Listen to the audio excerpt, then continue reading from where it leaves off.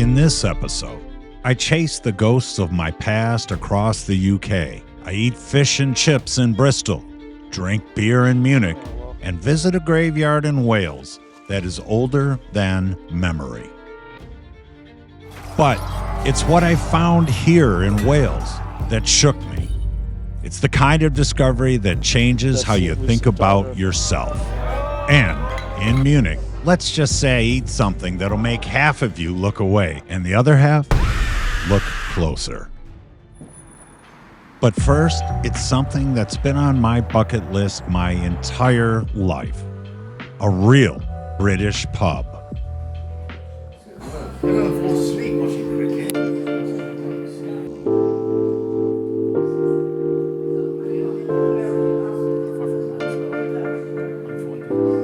I've never been to the United Kingdom, England, the UK, whatever you want to call it.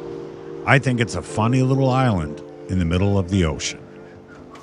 Today, I'm traveling with my brother Jim to check this place out, get a fish fry, then head to the country of Wales, the land of my ancestors. And what started as another search for food and history would take a turn that neither of us saw coming. But let's get back to the fish. In Buffalo, a fish fry isn't just dinner, it's a ritual. It's a beer-soaked communion on a Friday night. But back to the UK. To be more specific, a place where they all drive on the wrong side of the road. And when you're trying to cross the street, you look left and you look right. And secondly, you should be looking right first and left second so you don't get run over. Boy, sun is basically blinding. Cannot see a damn thing. It gets dark really early here, like 4:15 p.m. because we're at the 51st parallel up here. Buffalo's only the 42nd. So anyway, I'm going in to the Wellington to get some snacks.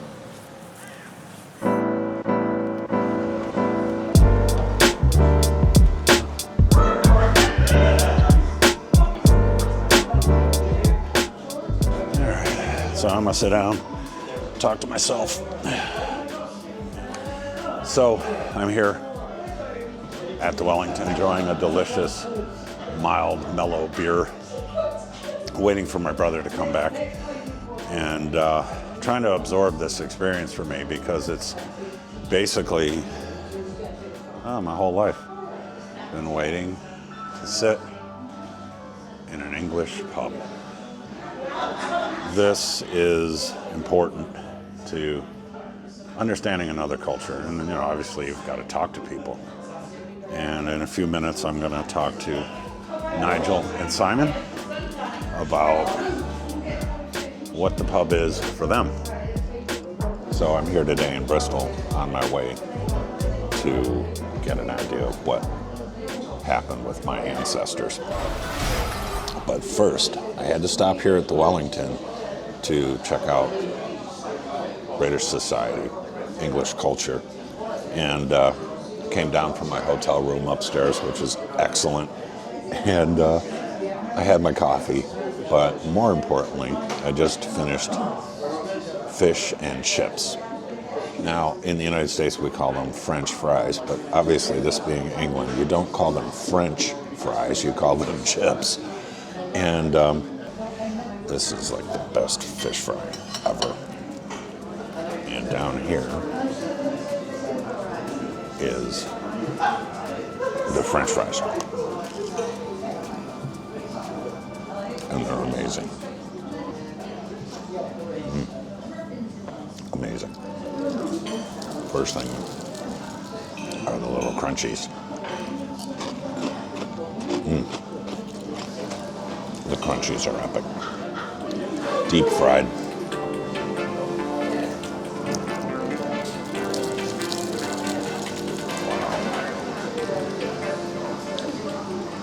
That is crispy. And they have these big, beefy French fries. And the fish is cooked in a really light batter just breaks apart and is so light and crunchy, and yet the fish on the inside is not too fishy tasting. It's very delicate and flaky. And most importantly are these split peas with this flavor that I could not quite pin down. It's called peas, but with mint. And they have this thing called brown sauce. In the morning, it's kind of like a A1 sauce kind of flavor. In the UK, their malt vinegar isn't just malt vinegar. It's craft brewed malt vinegar, like this. So they have to brew their own vinegar, sort of like soy sauce in Japan, where it's got to be brewed. When I was younger, I learned about history. And now that I'm older, I've actually seen the world change in front of me over the decades. I'd like to think I haven't changed. It's the world that's changed around me. In recent decades, the pub as a centuries-old institution has been in decline. The pubs that I heard of and dreamed of when I was younger are dying off. And, sadly, the traditional fish and chips with them. These BBC clips show me just how much things are now different. And as I sit here awkwardly talking to myself on camera, I spotted two gents at the bar, and I decided to chat. I gotta hit this little. So you're Simon, and you're Nigel. So being here in this little pub today is, for me, a lifelong thing. Like I told you before, I wrote a book in the 1990s about drinking in taverns. But I see women in here, I see dogs in here, nobody's smoking cigarettes. No, we're not allowed to. smoking's banned. How about drunkenness? I don't really see a lot of staggering drunkenness, at least in this one. Depends when you come in. Friday and Saturday night you probably do. Probably for the youngsters. Yeah. Right. And I guess the traditional English pub is maybe not as popular as it used to be. They're not like the traditional ones anymore, are they? Well, there was a lot of corner sort of pubs, weren't there? And there weren't enough. There weren't enough people. There was too many pubs and not enough people in a funny sort of way. Well, that's what killed a lot of them off. Yeah, but you get in a habit of going to the same pub, don't you? Yeah, sure, we all do. Because people just habit. And if there's 3 or 4 pubs within 100 yards, and you didn't like the other ones, you wouldn't go in the other ones. Fish fries are really good here. Fish and chips, I'm sorry. We call them fish fries in the States, but you know. Crisp, we call crisps, you call chips, don't you? You've asked for a bag of chips. Oh, yeah, right. Yeah, because chips are crisps, we call them crisps. Oh, okay, well, that makes more sense. Yes. I guess after Go ahead. The chips, there's 2 sorts over here. There's French fries and standard chips. Right. Yeah. Which did you but they call crisp or the flat. They call crisp what we call crisp. I know they call them chips. Yeah. But it's really the same thing, just a different name. Different chips. Exactly, If you're talking about French fries and things, there's different chips over here. As we were talking, the conversation swerved to what Brits think America is like, at least through the lens of classic TV shows. A lot of American, what we ever see, is Starsky and Hutch, Charlie's Angels, Bojack. Love you, baby. You're beautiful. The old ones. Yeah, but that's basically all we see of America. It's like it's always cops and Hawaii Five-0 and all that sort of stuff. It's kind of still that way. So, the British pub is an item now off my bucket list. My chat with Simon and Nigel kept me thinking that this is the land of my ancestry, something I never really felt or believed. But what I was about to discover is still hard for me to believe. But first, it's time for dinner with my brother Jim. Some Indian food. We decided to go for Indian food. Yeah, and the Brits aren't exactly known for their delightful cuisine like the French. Although the fish and chips we had was really good. So And since India was their kind of thing going on for a while as a colony. What happened was, as soon as the British people discovered spices and everything in India, it was like, oh my God. Yeah, where have you been my whole Where have you been my whole life? And so, As we walked, we randomly picked this place. At least it was on Google Maps.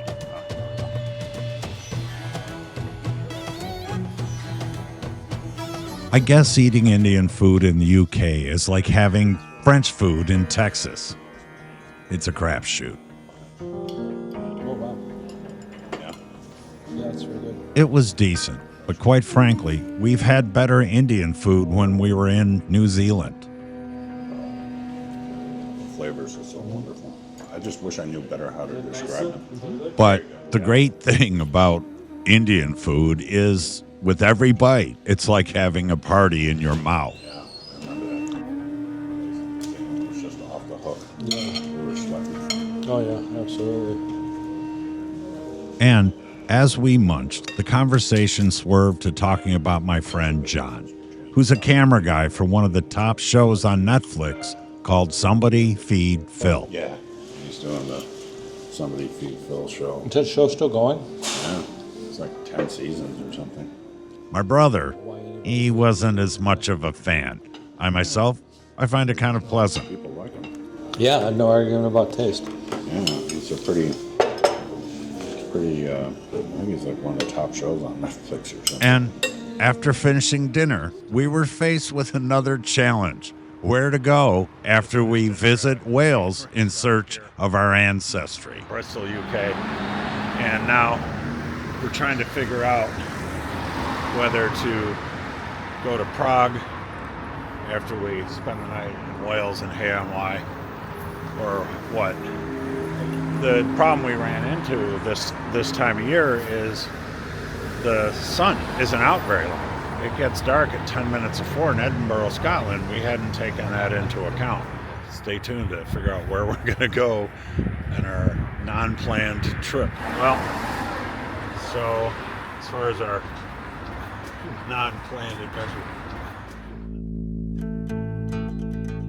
North and west of Bristol, England, lies the picture postcard country of Wales and our ancestral hometown of Hay-on-Wye.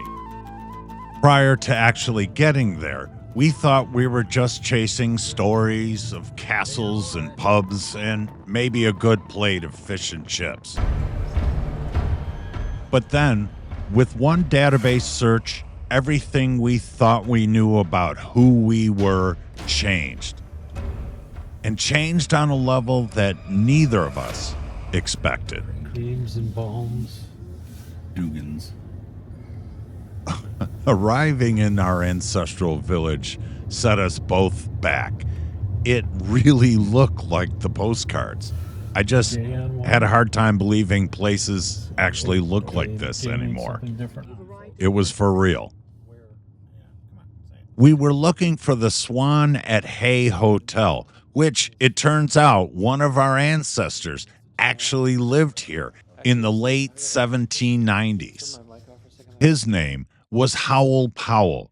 He died at age 40 in 1801 and is buried at grave 322 in the Old St. Mary's Cemetery. But that was just the tip of the iceberg.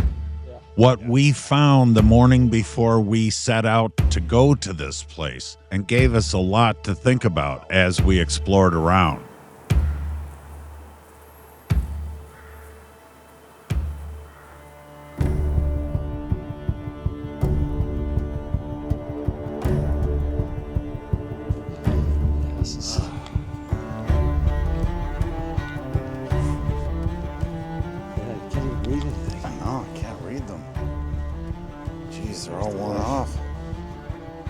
I'm trying to figure out where he was standing. We came here in search of a grave in this churchyard.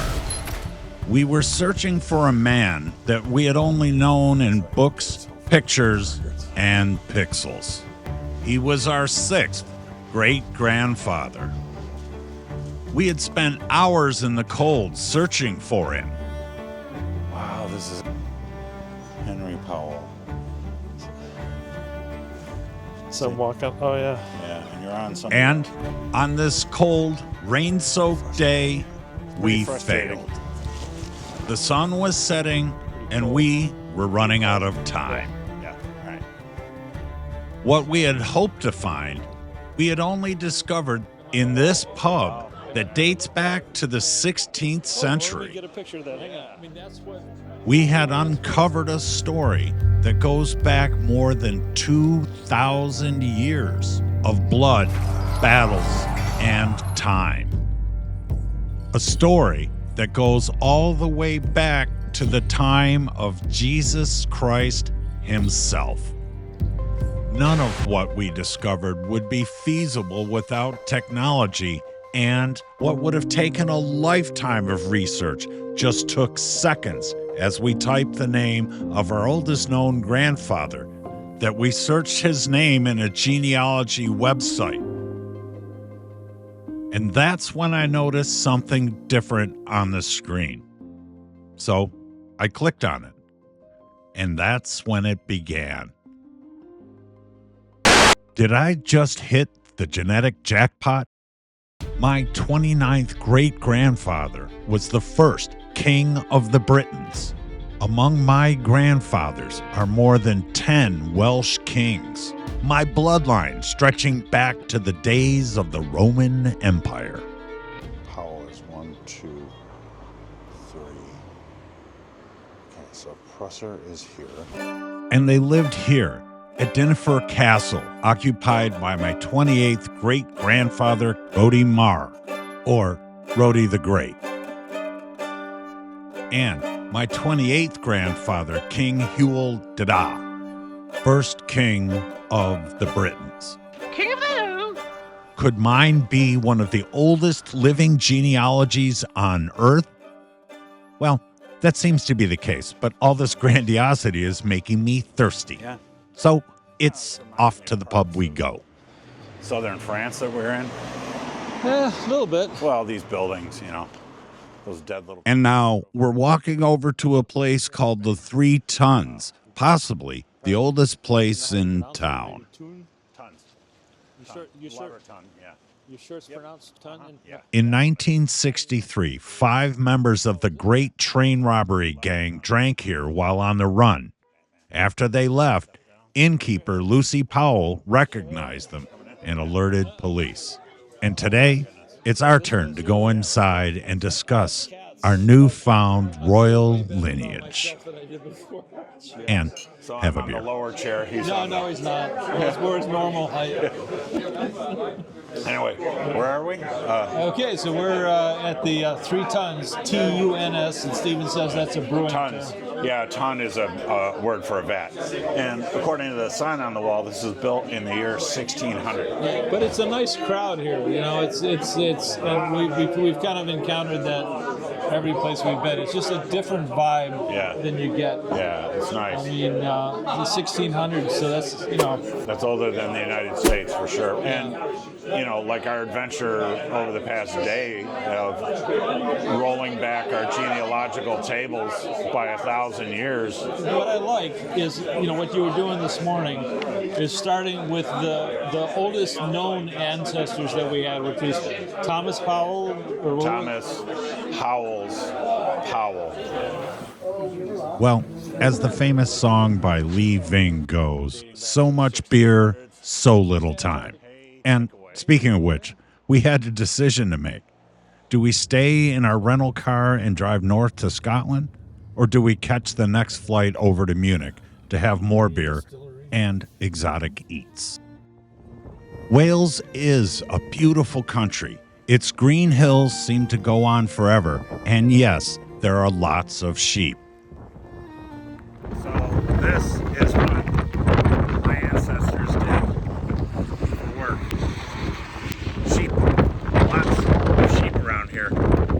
And they made flannel and wool and eventually migrated to the United States to make wool.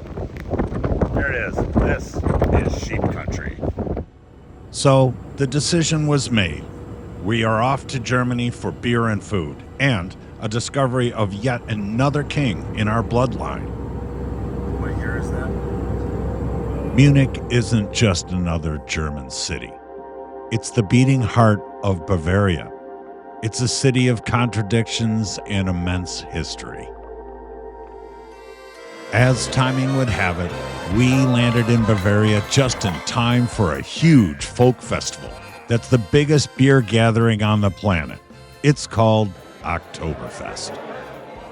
After a train ride into the city, we emerge at the famous Marienplatz to meet Jim's friend Reinhardt for a beer at his favorite Munich beer hall, which is located in a building with nearly ancient roots. It's the Augustiner Beer Hall. They've been making beer here since 1328, and it's Munich's oldest brewery. Real beer hall.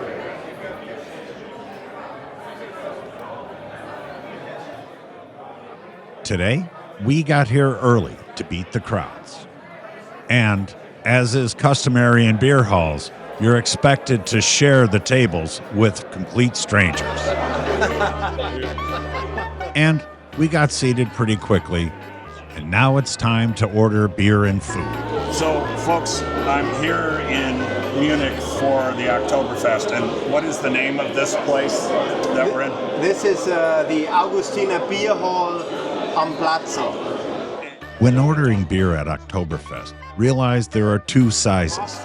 Mass is the big beer, and today we are having Mass. Prost. Just Prost. Also, Prost Jim, Prost Steve. Yeah, welcome to Munich. How does one describe the taste of a beer? I'm drinking the Dunkel style, which I would say is smooth, roasty, nutty, and rather drinkable. But simply put, words can't give you the experience of taste. Actually drinking it is the only way to get it right.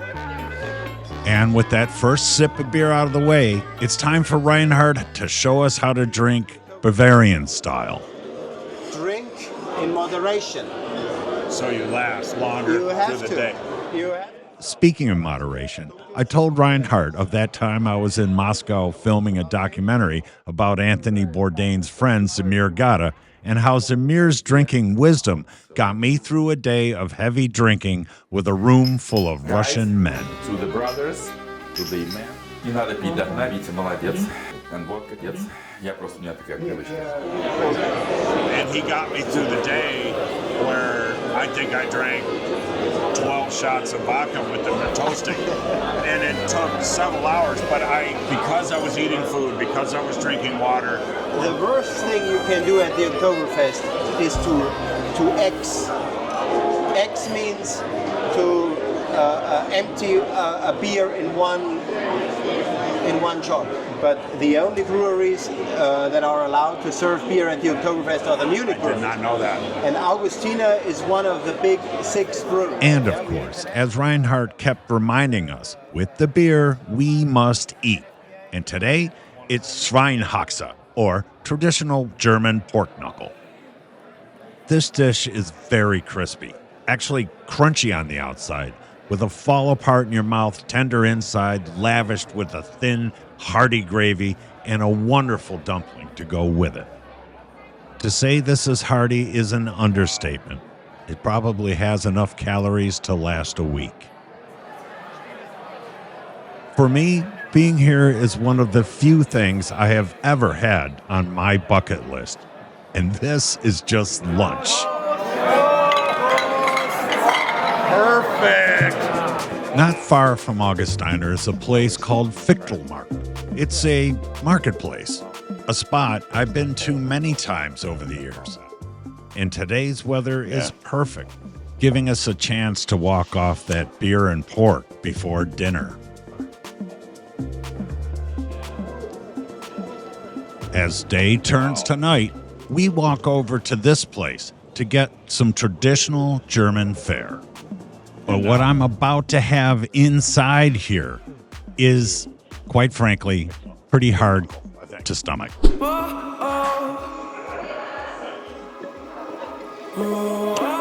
No, we're not drinking as much as we look like we are. But cheers. Gotta lean in. Getting hard, so I let it in. And as my brother led the toast to our newfound ancestry and lineage, I got to thinking about just what it all means. Fuel, and then about 15 generations before that, which is insane. But I get distracted, so let's get back to the food. The tartare? Yeah. Ooh, raw egg, too. All right, now we're pushing the envelope. Anyway, are you getting the heart? Yeah. Because. I'm going south for the knuckles. Oh, man. I mean, you just don't get this every day, you know? Finally, our snacks arrived. Beef heart and bone marrow. Two traditional, old-school German dishes that probably date back to the Middle Ages. So, I'm here to try having beef heart. Oh, wow, Jim. It's significant. There is a large amount of it. Oh, beef heart. There's a lot of it. Oh my God, I'm scared. So, it smells wonderful. Yeah. Very much the texture of tongue. The trimmings and the flavor of the around the heart is great. There's kind of like a kale thing before that, so it's insane. I must say that the pig heart is quite good. Seriously, it's very strange and good. Did you want to try a piece of this? No, good, thank you. Okay. The crazy thing is, I think it's almost an entire heart. It's a rather large amount of meat. I thought Germans were known for their variety of peppers. Yeah, they usually are. Remember when we went to Ghana? I would use the words to try to describe this food in general. Yeah, I would have to say this is very much the same. It's easier for me to eat as long as I pretend it's tongue. The bone marrow was actually quite good too. The thing is, you have to get your head out of what it is and work on what it actually tastes like. Then it's not so bad. And like Reinhard told us, drink, eat, drink, eat, drink, eat. That works out well, and we got through the day. Well, with dinner under our belts and in our bellies, we work on finding our way back to our hotel. And as for the food in Germany, yeah, that's some of my favorite. And for me, quite possibly, my all-time favorite was the food we had in Mexico City. No matter where we went, it was all awesome. But that was another episode. We live in an age of identity, and as part of that, my brother and I have been given a new heritage. All my life, I thought my family was just a bunch of extraordinarily ordinary people. A few preachers and more than a few sheep farmers. But what does it mean to be directly descended from a line of kings through my Powell grandfathers? Or to have a written lineage that dates back 2,000 years? The question is, what does it all mean? 20 grandfathers. Buried over there is one of my grandfathers. After returning home, I had a DNA test done, and it says that, well, I'm 14% Welsh and 71% Scandinavian. Viking, really. That does lend some credence to the findings that we made. But remember, genealogy is not science, it's the record. Am I really descended from these kings? Well, that seems to be the case, but proving it is another matter. And what does this have to do with food and travel anyway? Thanks for watching.